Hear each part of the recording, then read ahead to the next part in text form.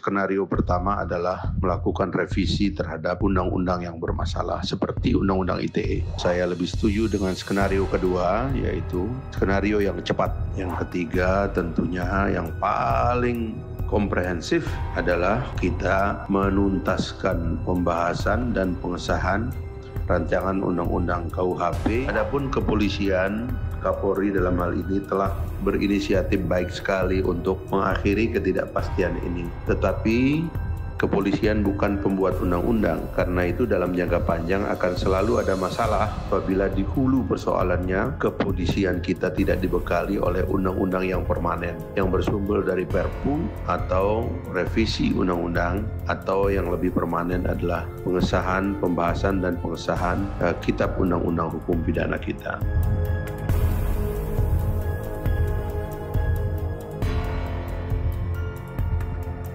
Pada dasarnya ada 3 skenario alternatif solusi untuk mengakhiri ketidakpastian hukum di Indonesia yang bisa berakibat kepada penilaian jatuhnya indeks demokrasi kita seperti yang terjadi tahun ini dan tahun lalu. Yaitu skenario pertama adalah melakukan revisi terhadap undang-undang yang bermasalah seperti Undang-Undang ITE, sehingga kemudian pasal-pasal karetnya itu direvisi. Tapi ini tracknya agak lama, karena itu saya lebih setuju dengan skenario kedua, yaitu skenario yang cepat, yaitu Presiden memperpu Undang-Undang ITE sehingga secara otomatis pasal bermasalah dihilangkan agar segera ada kepastian hukum. Yang ketiga tentunya yang paling komprehensif adalah kita menuntaskan pembahasan dan pengesahan rancangan Undang-Undang KUHP, Kitab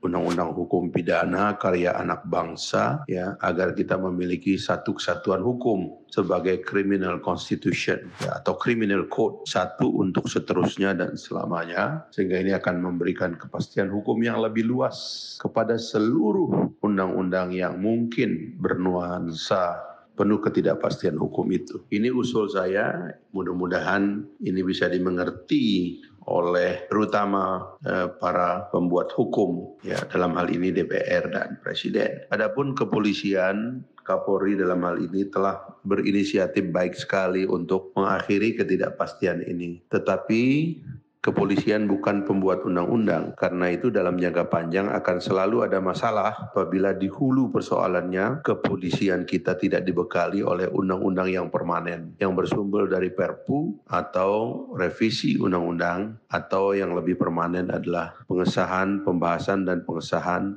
kitab undang-undang hukum pidana kita, yang pada periode yang lalu sebetulnya telah menyelesaikan pembahasan tingkat pertama, tinggal perlu penyelesaian dan pengesahan pada tingkat kedua yang dapat dipercepat menurut ketentuan Undang-Undang P3, ya, pembuatan peraturan dan perundang-undangan itu dapat dipercepat apabila pada periode yang lalu sebuah rancangan undang-undang telah menyelesaikan pembahasan tingkat pertama, dan itu yang terjadi pada akhir periode DPR 2014-2019 yang lalu.